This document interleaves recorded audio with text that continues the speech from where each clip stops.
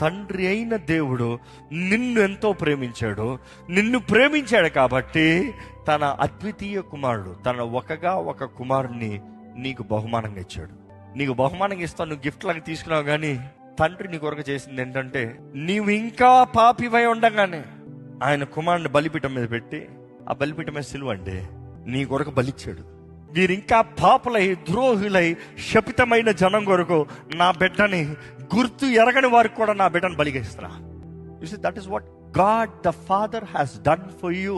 నువ్వు అంటున్నావు నాకు దేవుడు ఏం చేశాడని. ఇంకేం చేయాలి?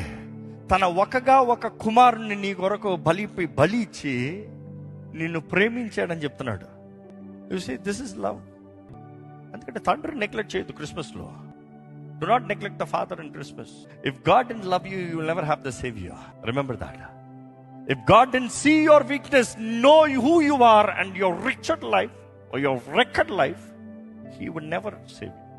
See, అన్ని చూసి నీ స్థితి ఎంత ఎరిగి దేవుడు అయినా కూడా, ఇదిగో వీళ్ళకి వేరే దిక్కు లేదు, ఈ మనుషుడికి నా బిడ్డే దిక్కు, నా బిడ్డ చావాలి, లేకపోతే ఈ మనుషుడు ఎప్పుడు దొరకడం.